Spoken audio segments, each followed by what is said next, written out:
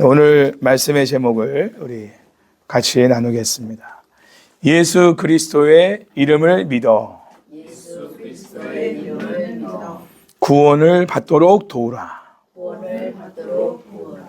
아멘. 나면서부터 걷지 못했던 거린의 치유 사건과 베드로의 설교는 대중들에게 커다란 인상을 주었습니다. 너무나 놀라고 크게 놀라는 경험을 하게 되었죠. 그런 반면에 유대 지도자들, 제사장들과 성전 맡은 자, 그리고 사두개인들에게는 반감을 불러일으키게 되었습니다. 유대 지도자들에게는 나면서부터 걷지 못했던 거린의 치유 사건은 하나의 해프닝으로 돌릴 수 있는 그러한 부분이겠지만, 이들의 심기를 불편하게 만든 부분은 뭐냐면, 성전 경내에서 베드로가 회중들을 향해, 유대인들을 향해서 설교를 한 것입니다. 그 설교한 내용도 바로 예수 그리스도의 부활의 생명을 전한 것이라는 거예요. 그건 권위에 도전하는 그러한 어떤 모습으로 유대 지도자들이 굉장한 반감을 사게 된 것이고 열이 받은 상황에 있는 것입니다. 자, 1절부터 4절까지 말씀을 함께 읽겠습니다. 시작. 사도들이 백성에게 말할 때에 제사장들과 성전 맡은 자의 사두개인들이 이르러 예수 안에 죽은 자의 부활이 있다고 백성을 가르치고 전함을 싫어하여 그들을 잡음에 날이 이미 저물었으므로 이튿날까지 가두었으나 말씀을 들은 사람 중에 믿는 자가 많으니 남자의 수가 약 5천이나 되었더라. 아멘. 성전 경내에 많은 사람들이 운집해 있다는 사실은 유대 지도자들의 입장에서 본다면 비상상태입니다. 비상상황인 것이죠. 자, 이 상황을 파악하기 위해서 세 그룹의 지도자들이 나타나게 됩니다. 먼저 제사장들이 나타나죠. 제사장들은 어떤 사람들입니까? 성전 제사를 주관한 사람들이죠. 또 성전의 건물과 경내의 관리도 관할했던 사람들입니다. 또 성전 맡은 자가 나타납니다. 성전 맡은 자는 대제사장의 다음으로 권력을 지닌 2인자였으며 성전의 치안을 담당하는 경비대장이라고 볼 수 있습니다. 아마도 그들은 휘하에 있는 경비 병력을 동원했을 것이다라고 예상할 수 있습니다. 또 사두개인들은 유력한 제사장 가문과 예루살렘에 거주하는 지주와 귀족 대표자로서 속한 부유한 지배층으로서 죽은 자의 부활과 내세를 믿지 않았으며 정치적인 권력을 이용하여 예수님을 죽음으로 내몬 장본인들이기도 합니다. 사두개인들은 정치적으로 제사장들을 통제하던 무리였으며 부와 권력을 쥐고 있었으며 자신들의 권력과 영향력을 유지하기 위해 로마인들과도 협력 관계를 유지했던 사람들이 사두개인들입니다. 그러니까 제사장들을 쥐고 흔드는 사람들이 누구냐? 사두개인들입니다. 돈과 권력으로. 유대 지도자들은 죽은 자 가운데서 부활한 메시아에 관한 소문이 백성들 사이에 떠돌게 되면 자신들의 부와 권력을 보장받기 어렵다는 것을 알고 사도들을 감옥에 가두어서라도 예수님의 부활과 그 이름의 권능을 감추려고 하였습니다. 사두개인들은 부활을 반대한 사람들이었기 때문에 더더욱 예수님의 부활하심을 또 부활의 생명을 전하는 것에 대해서 반감이 컸던 것입니다.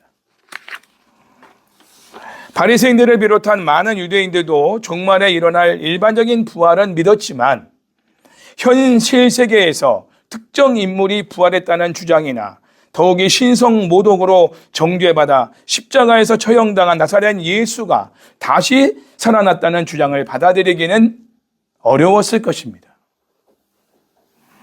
유대 지도자들 시각에서는 예수님 안에 죽은 자의 부활이 있다고 성전 경내에서 사도들이 계속해서 가르친다는 것은 최악의 죄를 범하는 것으로 판단한 것입니다. 유대 지도자들은 성전 경내에서 평화를 깨는 행위로 간주될 수 있는 이 사안이 발생하면 체포할 권한을 갖고 있었기 때문에 사도들을 붙잡았습니다. 로마인들이 개입하기 전에 이 소동을 가라앉히는 것이 유대 지도자들에게 가장 큰 이익이 되었기 때문입니다. 그래서 로마 병사들이 오기 전에 자신들이 먼저 사도들을 붙잡은 것이죠. 감옥에 넣은 것입니다. 사도들에게 추가적인 조치를 취하기에는 날이 저물었습니다. 그래서 하룻밤을 이제 사도들은 감옥에서 보낼 수밖에 없게 되었습니다. 아마도 이러한 조치는 유대 지도자들이 사도들로 정신을 차리게 하려는 경고 차원의 메시지라고 볼 수가 있습니다.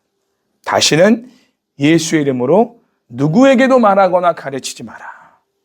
경고 차원에서 감옥에 하룻밤을 보내도록 한 것이다. 그럼에도 불구하고 누가는 사도들에 대한 유대 지도자들이 또한 강경한 조치가 결코 복음 전파의 실행을 막지 못했다라고 그렇게 기록하고 있습니다. 유대 지도자들이 사도들의 몸은 통제할 수 있었겠지만 역동적으로 역사하는 복음의 역사를 억제할 수는 없었다는 것이죠. 오히려 박해가 심할수록 복음 증거를 통해 하나님 나라가 크게 확장되었습니다. 베드로를 통해 말씀을 들은 사람들 중에 믿는 자가 많으니 남자의 수가 약 5,000명 가량이 되었다라고 기록하고 있는 부분이죠. 그 여자와 아이까지 합하면은 거의 10,000명 가까이 되는 사람들이 예수님을 믿고 구원을 받은 회개하는 역사가 일어나게 된 겁니다. 당시 예루살렘에 사는 사람들의 숫자가 그리 많지 않은 숫자였기 때문에 그 정도 숫자가 회심을 했다면은 굉장한 역사가 일어난 거죠. 폭발적인 부흥이죠. 그러니까 유대 지도자들 입장에서는 엄청난 경계심이, 반감심이 들 수밖에 없는 것입니다. 그것도 자신들이 십자가의 처형을 당하게 만들어 죽게 한 나사렛 예수 그리스도의 이름으로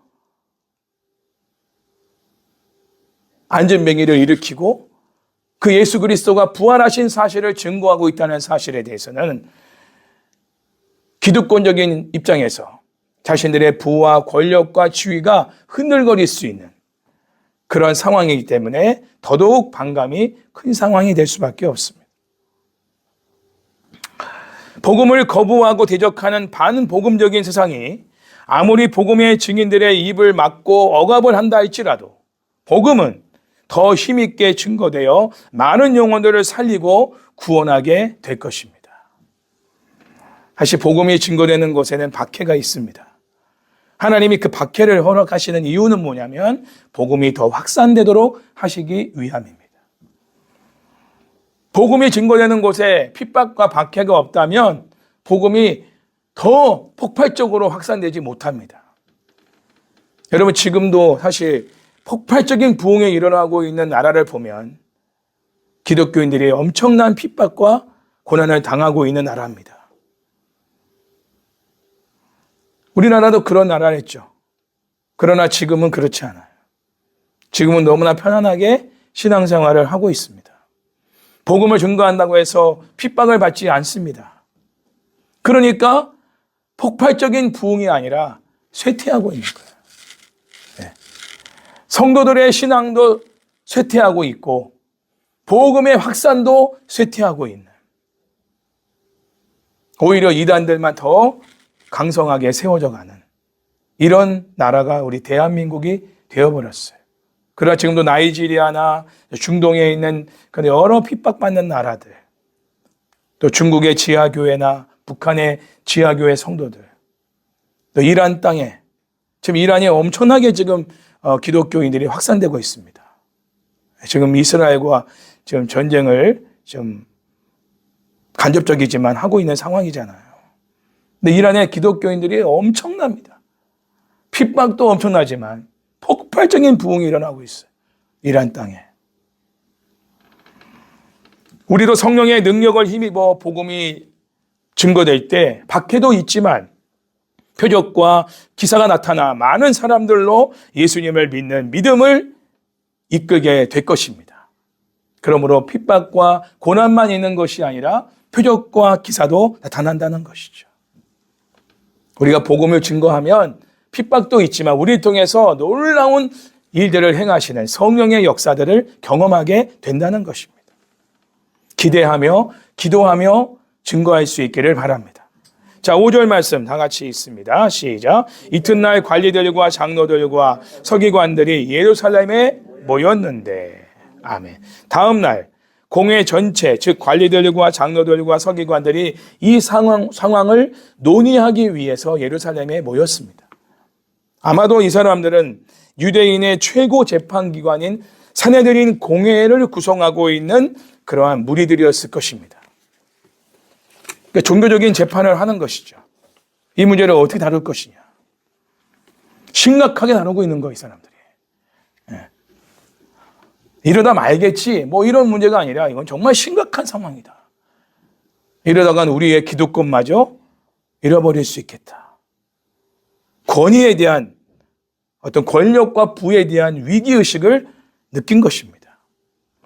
자, 여기서 장로들은 평신도 지도자들로서 대부분 사도계파적인 입장을 표명했고, 서기관들은 율법사 계급의 출신들이었으며 대부분 바리새파에 속해 있는 사람들입니다. 자, 6절 말씀 읽겠습니다. 시작. 대제사장 안나스와 가야바와 요한과 알렉산더와 및 대제사장의 문종이 다 참여하여. 아멘. 자, 많은 사람들이 모였습니다. 이 문제를 가지고. 근데 지도자급들은 다 모였어요. 베드로의 설교와 이 안전뱅이가 일어난 사건이 엄청난 충격이 받게 된 거죠. 보통 문제가 아닌 거예요. 당시 공식적인 대제사장은 가야바였지만 안나스는 대제사장으로서 계속해서 불리고 있었습니다. 여기서 열거된 제사장들은 오랫동안 제사장직을 장악해온 가문의 일원이었습니다. 문중이다라는 거는 가문이에요, 가문. 한 가문이 오랫동안 대제사장의 어떠한 이 중직을 맡아서 감당해 온 것이죠. 특권층이죠, 특권층. 안나스는 주 6년에서 15년까지 대제사장이었지만 로마인들로 인해서 그 자리에서 쫓겨났습니다. 그의 사위 가야바를 포함하여 다양한 그의 가문의 구성원들에 의해서 그 제사장의 지위가 계승되었습니다. 그러나 지위를 잃었음에도 불구하고 안나스는 여전히 큰 영향력을 행사하였고 그는 대제사장의 직함을 보유하고 있었습니다. 요한과 알렉산더에 대한 어떤 기록은 따로 남아있지 않습니다. 대제사장의 가문은 성전 집행부의 다양한 관리적 지위를 점하고 있던 이들이었을 것입니다. 우리는 여기서 성전의 사안들이 얼마나 많이 몇몇 강력한 가문들의 손에 의해 좌지우지되었는지를 알게 되는 것이죠. 그러니 얼마나 비리가 많겠고 얼마나 많은 문제가 있었겠습니까? 이 특권층들이 부를 누린 거예요. 성전에서 비둘기를 팔고, 그렇죠?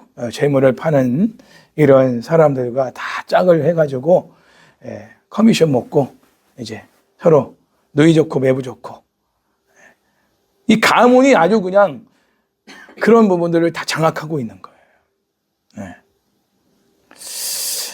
얼마나 썩었겠습니까? 그러니까 특권층이 한 집안이 다 그걸 말아먹고 있는 상황이니까. 자, 7절 말씀 읽겠습니다. 시작. 사도들을 가운데 세우고 묻되 너희가 무슨 권세와 누구의 이름으로 이 일을 행하였느냐. 아멘. 사도들이 대제사장을 비롯한 성전 집행부들의 모임 앞에 소환되어 왔을 때 그들은 사도들을 가운데 세워놓고 너희가 무슨 권세와 누구의 이름으로 이 일을 행하느냐고 질문합니다. 자, 이러한 질문은 순수한 호기심에서 물어본 질문이 아니었습니다. 예수님도 성전에서 이런 똑같은 질문을 받으신 적이 있었습니다. 이미 이들은 사도들이 예수님의 이름으로 날 때부터 걷지 못한 사람을 고친 걸 알고 있습니다. 알고 있음에도 불구하고 이런 질문을 하고 있는 의도가 뭐냐? 베드로와 요한으로 하여금 공개적으로 그 사실을 인정하게 하려고 그 질문으로 유도하고 있는 것이죠. 결국 성전의 질서를 어지럽혔으니 경위를 따져 잘못을 벌하겠다는 의도성이 있는 질문인 것입니다. 이들은 여전히 권위를 문제로 삼고 있습니다. 메시지의 진실성 여부보다 메신저의 자격을 묻는 태도로서 사도들이 전한 복음을 거부한 것이죠. 그 복음의 내용이 얼마나 진실한 내용이냐 이걸 따지는 게 아니에요. 이 복음을 전하고 있는 이들이 과연 누구냐 이거예요. 너희들은 무슨 권위를 가지고 누구의 권세를 가지고 누구에게 임명을 받아가지고 이런 일을 하고 있느냐. 이게 지금 열받는 거예요. 이게 화가 나는 거예요. 매우 교만한 자들이죠. 자기들만 가르칠 수 있고 자기들만 회중들 앞에서 설교할 수 있는 특권층이라는 거예요. 근데 너는 도대체 누구의 권세의 힘을 의지하여 누가 너에게 임명을 하여서 감히 회중들 앞에서 설교를 하고 있냐 이거예요. 결심한 거죠. 얼마나 교만한 사람들이에요. 진리의 말씀이라면 어린아이의 말이라도 귀를 기울여 들을 수 있고 마음 깊이 그 말씀을 새길 수 있는 겸손한 사람이 되어야 하는데 이들은 전혀 그렇지 않은 사람들이라는 거예요. 그들의 질문은 나면서부터 걷지 못한 안진뱅이를 치료한 사건과 관련이 있었고 실제로 사도들이 그러한 기적을 행할 수 있게 해준 권세를 설명하도록 사도들을 초청한 상황이 된 것입니다. 사실 이 박해를 받고 있는 부분이지만 이 상황이 오히려 베드로와 요한에게는 예수 그리스도의 이름의 권세를 또 예수님의 부활하신 사건을 전할 수 있는 그들에게도 증거할 수 있는 기회가 된 것이죠. 나중에도 나오지만 바울이 아그리빠 왕 앞에 수사설에 갇힌 가운데 쓰게 되지 않습니까? 그 또한도 사실은 바울이 그 아그리빠 왕에게 이 복음을 예수 그리스도를 전할 수 있는 기회가 된 것이잖아요. 그 박해의 순간도 복음을 전할 기회로 하나님이 주신 것이다. 그렇게 이제 사도들은 여긴 것입니다. 저와 여러분도 복음을 전하다가 박해를 받을 수 있어요. 애매한 고난과 애매한 어떤 그런 위협을 받을 수 있습니다. 그러나 그 기회조차도 바로 이 박해하는 이 사람들에게 복음을 전할 기회를 주시기 위해서 이들 앞에 서게 하셨구나. 그래서 쫄지 말고 담대하게 그들 앞에 복음을 전할 수 있기를 축복합니다. 복음을 반대하는 사람한테도 우리를 위협하는 사람에게도 복음을 전할 기회로 삼는 것이 복음 증거자들의 자세라는 사실을 우리가 알 수가 있는 것이죠. 할렐루야. 복음을 잘 받아들이는 사람, 그들에게만 복음을 전하는 게 아니에요. 설교를 하다 보면 설교를 잘 듣는 사람도 있지만 정면적으로 거부하는 사람들도 있어요. 어쨌든 그들도 복음을 들어야 돼요. 왜? 나중에 심판을 하더라도 그 증거된 복음을 기반으로 해서 심판을 내리실 것이기 때문에 네가 그 복음을 거부했다. 나는 주의 종을 통해서 너에게도 복음을 전했다. 내 뜻을 전했다. 그러나 너가 그 복음을 그 뜻을 거부했다. 그러므로 너에게 이러한 심판이 주어지는 것이다. 어쨌든 복음이 받아들이는 사람이든 받지 않은 사람이든 간에 또 받아들이는 사람이든 간에 증거되어야 될 이유는 하나님의 구원과 심판이 복음을 통해서 이루어지기 때문입니다. 할렐루야. 그 복음을 거부하면 하나님의 심판이 있는 것이고 그 복음을 받아들이고 회개하면 하나님의 구원이 임하게 되는 것이죠. 그러니까 우리는 거부를 하던 받아들이던 간에 상관없이 복음을 전해야 하는 것입니다. 자, 8절부터 10절까지의 말씀을 그 다음에 읽겠습니다. 시작.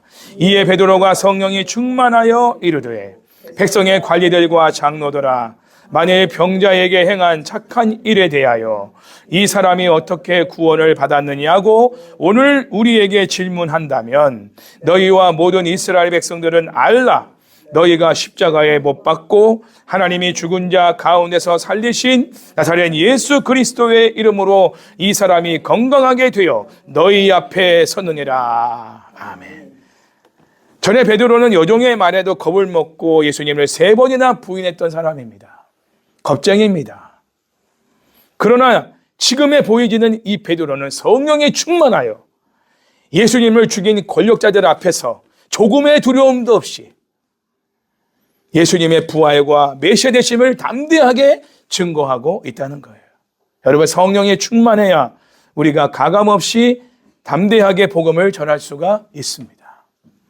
사람의 어떤 반응이나 분위기를 보고 흔들거리는 게 아니라 그런 것과 상관없이 하나님의 복음의 말씀을 담대하게 전할 수 있으려면 우리가 성령에 충만해야 돼요. 성령에 충만해야 겁없이 말씀을 전할 수가 있는 것이죠. 후환이 두렵지 않은 거예요. 그 사람과의 관계가 깨어질 것을 두려워하지 않아요. 그들이 회개하고 구원받기를 기대하는 것이죠. 그게 우선이니까. 그 관계를 유지하는 게 중요한 게 아니라 그가 회개하고 구원받는 게 중요한 거예요. 할렐루야. 유대인들도 자기 동족들 아닙니까? 베드로도 자기 다 동족들이잖아요. 자기 형제들이란 말이에요. 베드로하고도 아는 사람들이 있을 겁니다. 그러나 그들에게 담대하게 이렇게 너희가 죽인 그 예수 그리스도가 바로 메시아이시다. 그리고 그 예수 그리스도 이름으로 이 사람이 나음을 얻었다. 이걸 너희들이 분명히 알기 바란다. 이렇게 담대하게 말한다는 것은 그들이 회개하고 구원받을 수 있는 기회를 주는 거예요. 다른 이유가 아니에요. 이게 진짜 사랑하는 거예요. 네. 이러한 모습은 누가복음 12장 11절과 21장 14절에서 예수님이 하신 약속의 말씀이 성취된 것을 알 수 있습니다. 제가 누가복음 12장 11절과 21장 12절 14절 말씀을 읽어보겠습니다. 예수님이 제자들에게 이 말씀을 하셨어요. 공생의 기간에. 그게 지금 이루어진 거죠. 사람이 너희를 회당이나 위정자나 권세 있는 자 앞에 끌고 가거든 어떻게 무엇으로 대답하며 무엇으로 말할까 염려하지 말라. 자, 이런 일이 있을 거라는 걸 미리 아시고 말씀하신 거죠. 자, 그 다음 말씀도 읽어볼게요. 이 모든 일 전에 내 이름으로 말미암아 너희가 손을 대어 박해하며 너희에게 손을 대어 박해하며 회당과 옥에 넘겨주며 임금들과 집권자들 앞에 끌려가려니와 이 일이 도리어 너희에게 증거가 되리라. 그러므로 너희는 변명할 것을 미리 궁리하지 않도록 명심하라. 아멘. 그때 성령께서 말할 것을 너의 입에 담아 전하게 하실 것이라는 거예요. 염려하지도 말고 궁리하지도 마라. 그 앞에서 증거케 하시는 성령님의 증거가 있을 것이다. 베드로는 그가 받았던 질문을 지금 재진술하고 있습니다. 베드로가 그들의 신문의 대상이 된 이유는 병자에게 행한 착한 일이었다라고 말합니다. 병자를 건강하게 만든 것은 나사렛 예수 그리스도의 이름이었기 때문이죠. 이것은 유대인들이 십자가에 못 박은 나사렛 예수가 하나님이 죽은 자들로부터 살리신 그리스도라는 고백이자 선포이기 때문에 위협을 받고 있는 것입니다. 베드로를 살아내린 공회의 위협적인 분위기에도 주눅들지 않고 유대 지도자들에게 만일 병자에게 행한 착한 일에 대하여 이 사람이 어떻게 구원을 받았느냐고 우리에게 질문한다면 너희와 모든 이스라엘 백성들은 알라. 너희가 십자가에 못 박고 하나님이 죽은 자 가운데서 살리신 나사렛 예수 그리스도의 이름으로 이 사람이 건강하게 되어 너희 앞에 섰다. 담대하게 말합니다. 저는 이 말씀을 보면서 얼마나 속이 시원한지 몰라요. 야, 너무나 통쾌한 거예요. 여러분, 우리도 이렇게 좀 통쾌하게 복음을 전할 수 있기를 바랍니다. 예. 거침없이. 그런 사람을 별로 보기가 힘들어요, 요즘에. 예. 길거리에서나 어디서든지. 그러면 오히려 잡혀가죠, 요즘에. 지하철 같은 데서 막 담대하게 전하면. 사실상 전하는 어떤 내용의 문제가 아니라 전하는 사람들의 태도가 좀 문제가 있는 부분들이 많이 보여요. 베드로는 막 정말 인격 모독하며 전하지는 않아요. 정말 사랑하는 마음으로. 동족들이 회개하고 구원받기를 원하는 간절한 마음으로, 그러나 담대하게 주눅들지 않고. 이 두 가지가 정말 뱀같이 지혜로우면서도 비둘기같이 순결한 모습을 가지고 전하고 있는 거죠. 그런 게 우리에게 필요한 거죠. 우리도 성령 충만하여 복음을 거부하는 세상 사람들 앞에서 담대하게 증인의 사명을 감당할 수 있도록 서로를 위해 날마다 중보하며 기도하기를 원합니다. 다 함께 11절 말씀 읽겠습니다. 시작. 이 예수는 너희 건축자들의 버린 돌로서 집 모퉁이의 머릿돌이 되었느니라. 아멘. 베드로는 구약성경 시편 118편 22절 말씀을 인용하여 예수님을 증거하고 있습니다. 시편 118편 22절을 제가 읽어보겠습니다. 건축자가 버린 돌이 집 모퉁이의 머릿돌이 되었나니. 자, 이 말씀을 그대로 인용하고 있어요. 약간 차이가 있게끔 전하고 있지만, 자, 이 시편에서 건축자는 누굴까요? 건축자가 버렸단 말이에요. 건축자가 버린 돌이. 자, 건축자는 지금 베드로가 증거하고 있는 대상들입니다. 이스라엘 백성들이죠. 유대인들입니다. 예수님은 모퉁이 돌이지만 시편 기자가 예언한 것처럼 유대인들은 예수님을 거부했다는 것이죠. 그렇죠? 건축자들이 버린 돌. 그 버린 돌이 집 모퉁이의 머릿돌이 되었다. 그러니까 이방인들에게는 머릿돌이 된 거예요. 유대인들은 예수님을 거부했지만 이방인들이 예수님을 받아들임으로 인해서 그들에게는 머릿돌이 되신 거예요. 머릿돌이. 기초돌이 되신 거죠. 그들의 신앙의 기초가 되신 거예요. 유대인들은 예수님을 십자가에 못 박음으로써 하나님을 대적하여 죄를 범했고 성경의 예언은 성취되었습니다. 유대인들이 거부하고 죽인 예수님을 하나님께 다시 살리시어 천하 만민을 위한 구원의 주로 세워주신 것이죠. 그래서 우리에게도 예수님이 구원의 주 되신 것입니다. 하나님의 공의와 정의는 이처럼 절대 악한 세력에게 지지 않습니다. 하나님의 계획과 뜻도 악한 세력의 회방에도 꺾이지 않습니다. 네. 저는 우리 한가족교회가 다시 이렇게 세워진다는 것이 너무나 하나님의 어떤 그런 생명력을 느껴요. 저는 우리 한가족교회를 표현할 때 그루터기 성도들이다. 남은 자다. 저는 그렇게 이제 표현을 하는데 제가 사실은 이렇게 이제 우리가 8명, 9명이 모여서 예배를 드리고, 그리고 또 이제 예배당까지 이제 새로 세워져서 이제 구리로 가서 우리가 예배를 드리고, 또다시 이제 복음을 전할 수 있는 어떤, 장을 만들어 주셨는데, 이런 상황을 보면서 하나님이 꺾이지 않는 하나님의 열심을 제가 느껴요. 우리의 의지와 상관없어요. 우리의 열심이 있냐 없냐의 문제가 아니고, 하나님의 열심이 강권하여 죽은 자와 같은 우리들을 다시 살리시고, 아까 우리 찬양했죠? 예수의 이름에 큰 능력이 있어. 그 예수의 이름에 우리를 일으키시고, 예수의 이름을 통해서 다시 한번 우리로 부활의 증인된 사명을 감당하도록 우리를 세우시는 역사가 지금 진행 중에 있는 거예요. 우리를 통해서도 부활의 생명의 역사가 지금 드러나고 있는 것입니다. 할렐루야. 하나님의 그 구원의 역사, 복음 증거의 역사는 어떠한 회방과 방해에도 꺾이지 않는다. 그리고 계속되어진다. 예수님을 나의 구주와 주인으로 믿는 하나님의 친백성들 또한 어떤 악한 세력에도 하나님의 계획과 뜻이 실패하지 않으며 꺾이지 않을 것을 믿을 수가 있다는 것이죠. 최악의 상황에서도 하나님의 계획과 뜻은 꺾이지 않는다. 단 한 사람만 남는다 할지라도 하나님은 그 한 사람을 통해서 하나님 나라를 확장케 하실 것이다. 이것이 바로 하나님 나라의 생명력이라는 거예요. 겨자씨의 비유에서도 우리에게 말씀하고 있는 부분이죠. 겨자씨 하나는 정말 미약하고 작죠. 별 볼 일 없어요. 거기서 뭐가 나와 있는가 싶어요. 거기서 무슨 일이 일어나겠는가 싶어요. 그러나 하나님은 그 겨자씨의 생명력을 통해서 놀라운 일들을 행하신다는 거예요.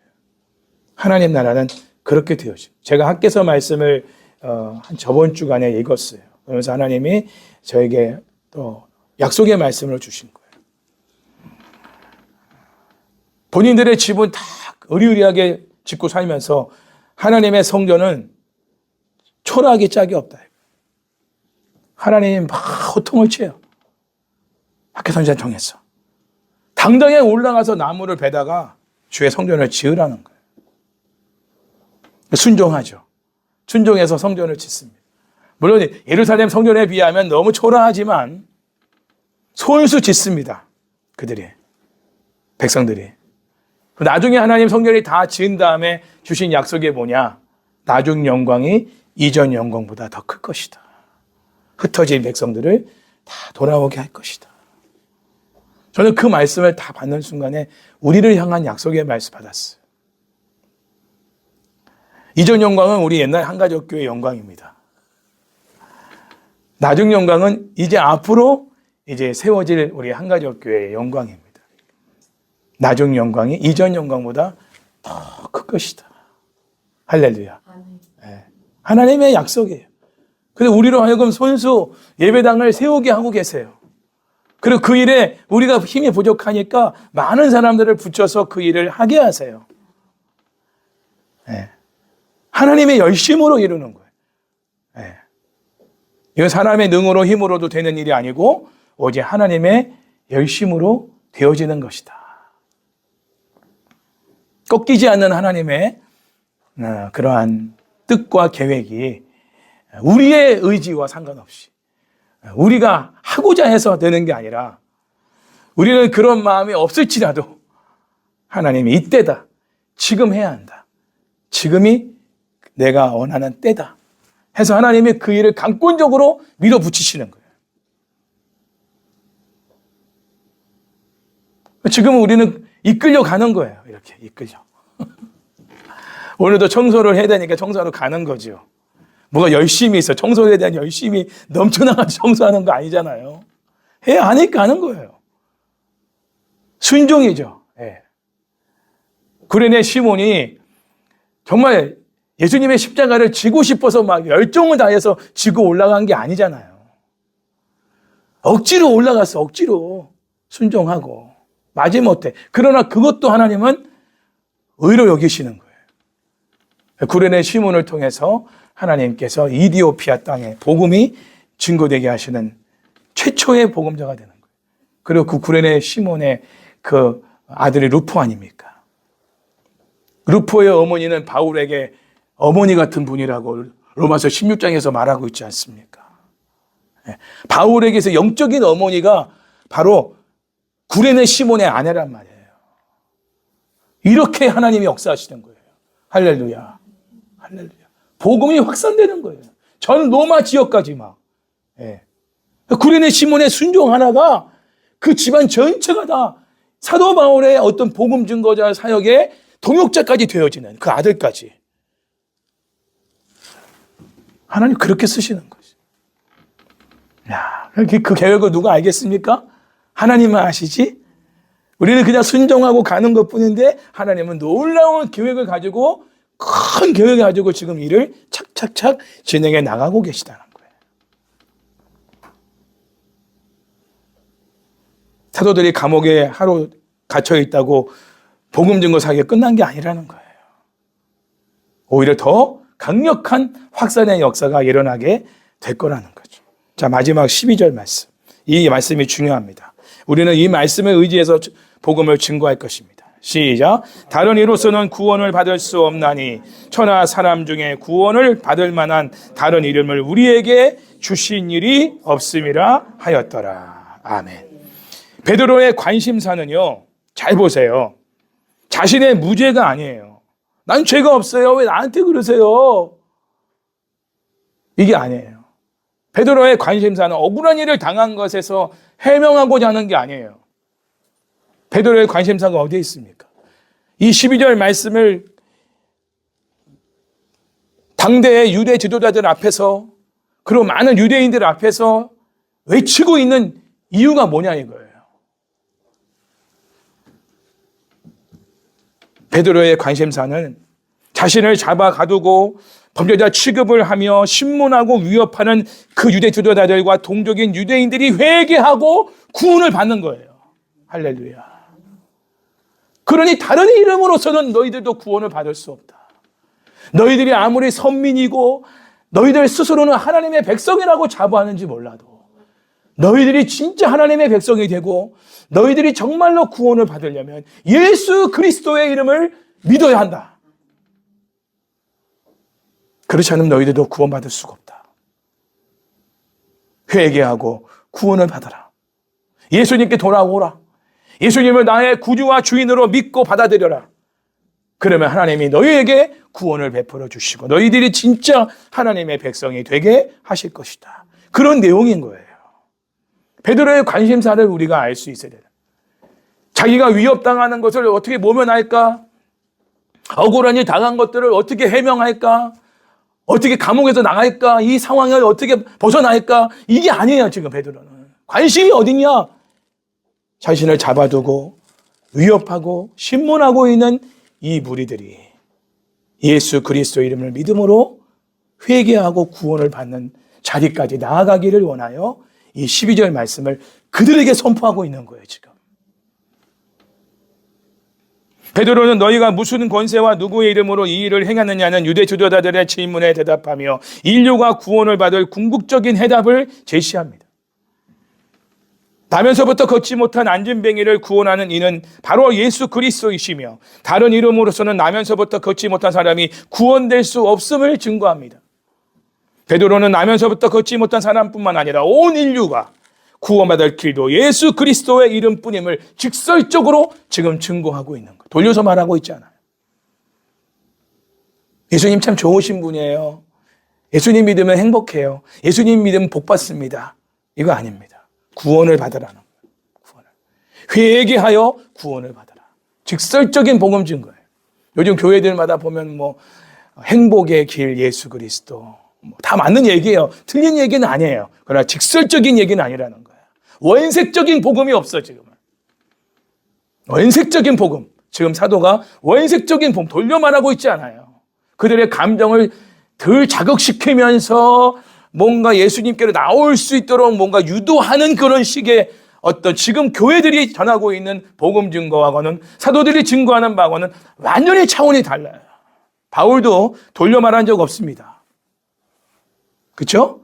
나중에 나오겠지만 여러분 사도들이 어떻게 복음을 전했는가를 잘 보시고 이 시대에도 시대가 아무리 바뀌어도 복음의 메시지는 변질되지 않습니다. 원색적인 복음을 전해야 돼요. 그래야 핍박도 경험합니다. 핍박을 경험 안 하려고 지금 돌려서 말하는 거예요. 한국교회 성도들이. 자극을 주지 않으려고. 괜히 어설프게 예수님 믿어야만 너 구원받아. 예수님 안 믿으면 우리는 다 지옥 갈 수밖에 없어. 여러분 이런 얘기 해보세요. 누가 좋아하냐고 듣게. 부르부르 이를 가고 막 덤벼들 거 아닙니까? 그게 싫은 거예요. 그러나 구원은 하나님의 은혜입니다. 그리고 그 구원은 원색적인 복음이 증거될 때만이 하나님께서 그들의 심령을 움직여서 강팍하게 대적하는 사람도 있겠지만 회개하고 구원하는 사람도 일어나게 되는 것이죠. 예수 그리스도 이름은 사람들에게 구원을 제공하도록 하나님으로부터 권세를 부여받은 유일한 이름입니다.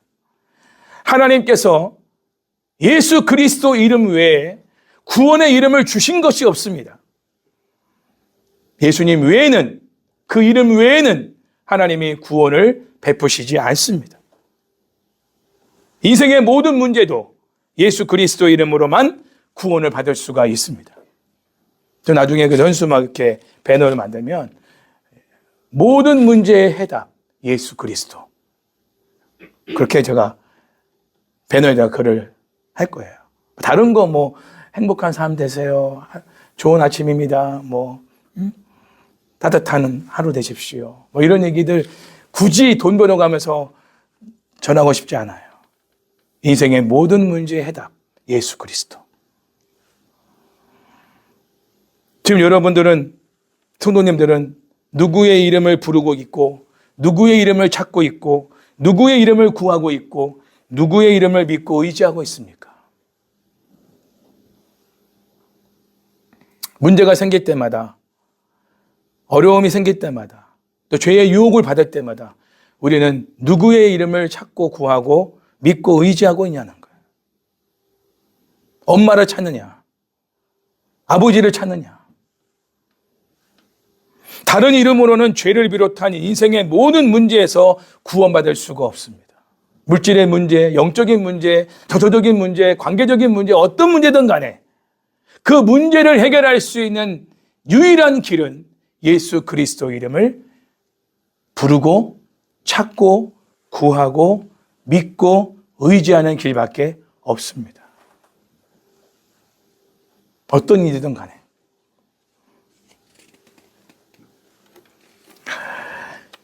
한국 교회가 급속히 쇠락하고 있습니다. 유럽 교회처럼 건물만 텅 남아있는 그런 교회들이 아마 많이 발생할 것입니다.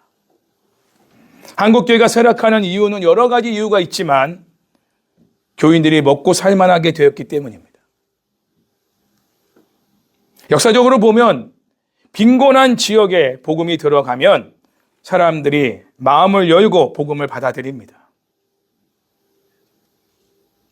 우리가 일본에 가서 복음도 전해받고 필리핀에 가서도 복음을 전해받고 태국 가서도 전해봤어요. 일본에서는 복음이 안 들어갑니다.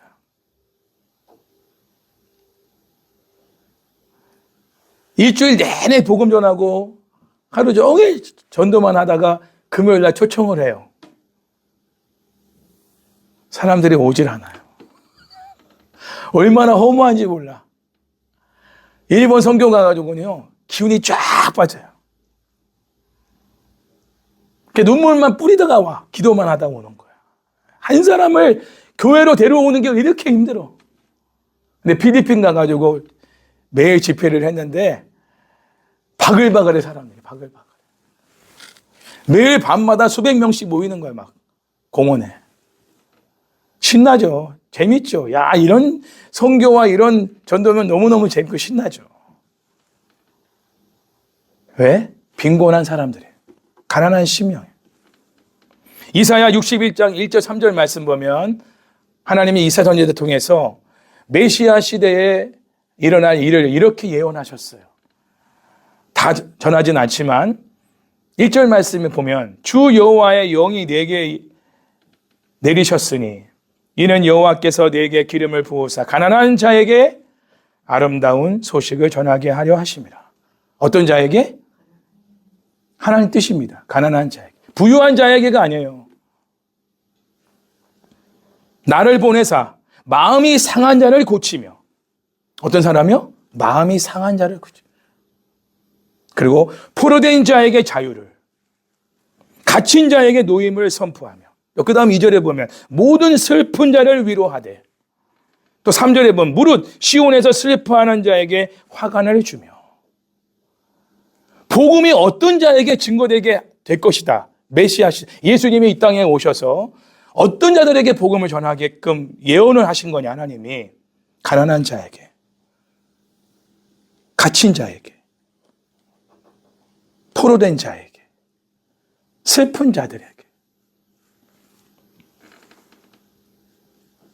왜 그럴까요? 그들은 갈급하기 때문입니다. 갈급해요. 갈급함. 지금 한국교회 성도들은 갈급함이 없어요. 왜? 부유하기 때문에. 배가 불렀어요. 여러분은 어떻습니까? 살만하잖아요. 살만하면 갈급함이 없어져요.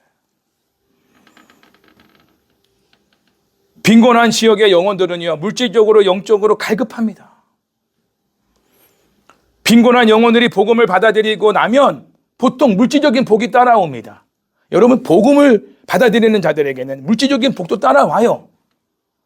크게 거부가 되고 엄청난 일이 일어나는 건 아니지만 먹고 사는 문제도 해결해 주신다는 거, 하나님께서. 문제는 뭐냐? 그 다음부터 문제예요.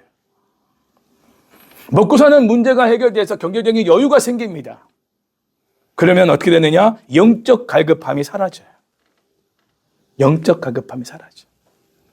물질이 채워지면 영적으로 성장이 돼야 되는데 영적으로 오히려 쇠퇴한다는 거야. 기도도 뜨겁지 않아. 찬양도 뜨겁게 부르지 않아.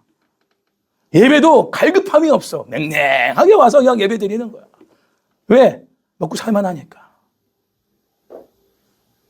그러니까 교회는 더 좋은 인테리어와 더 좋은 편안한 의자와 더 좋은 프로그램으로 성도들을 만족해 하려고 거기에 돈을 투자해.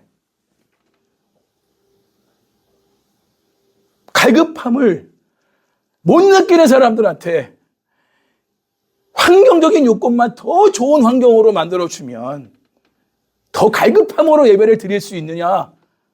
아니요. 더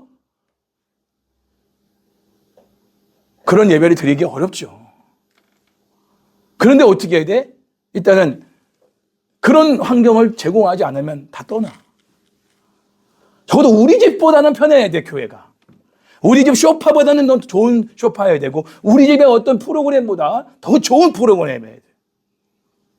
교회에서 사용하는 모든 악기와 모든 그런 어떤 미디어 시스템들과 모든 것들이 우리가 우리 집에서 경험하는 것보다 더 좋은 것들이어야 돼.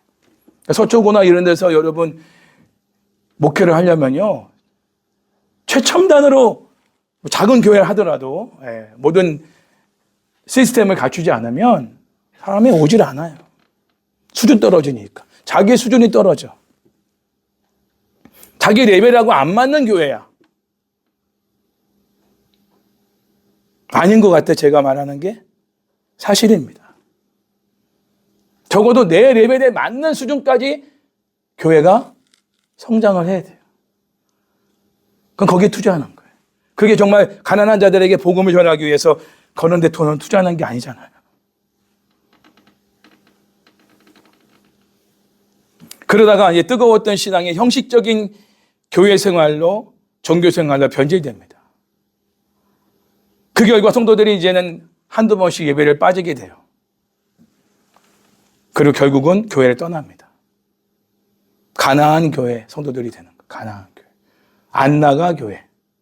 온라인 예배만 참석하는 거예요.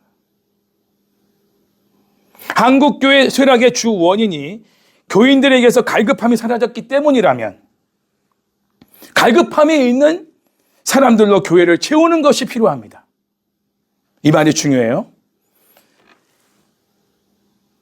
똑같이 복음이 증거되고 있어요. 사도들을 통해서.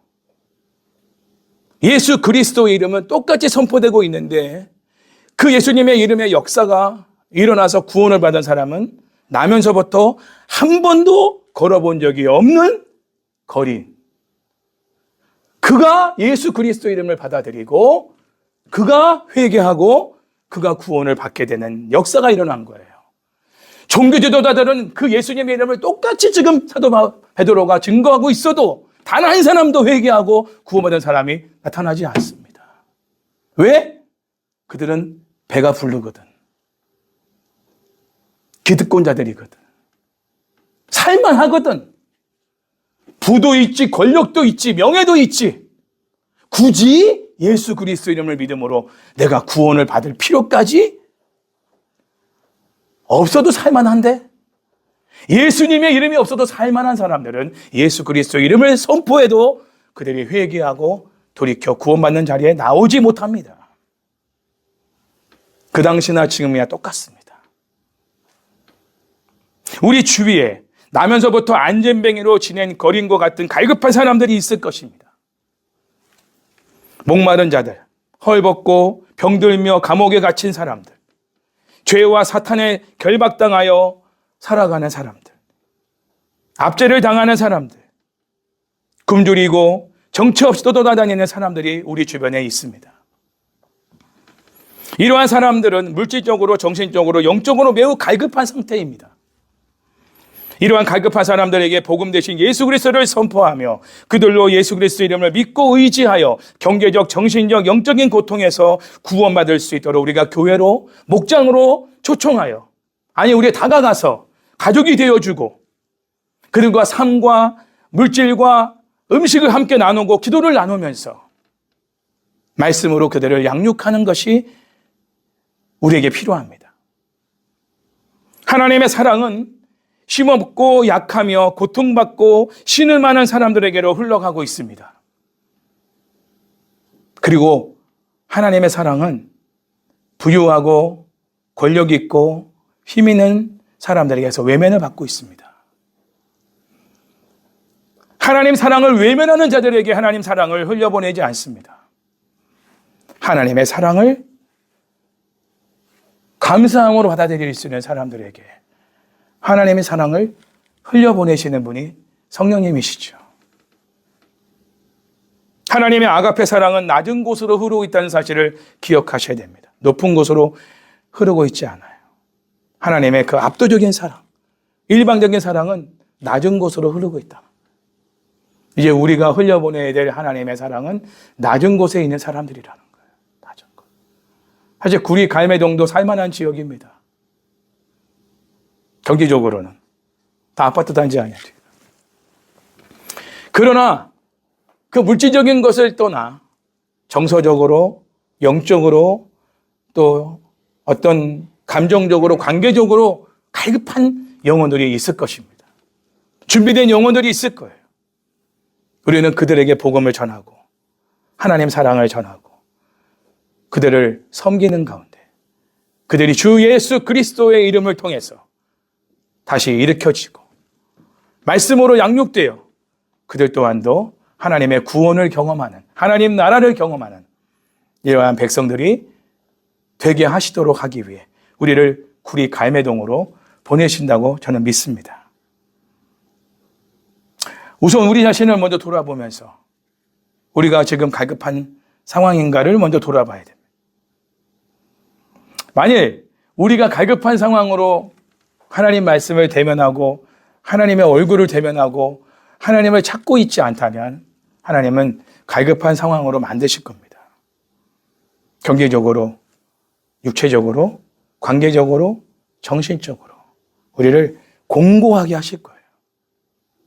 그게 은혜입니다. 왜? 하나님을 떠나지 않도록 하시기 위한 하나님의 조치거든요.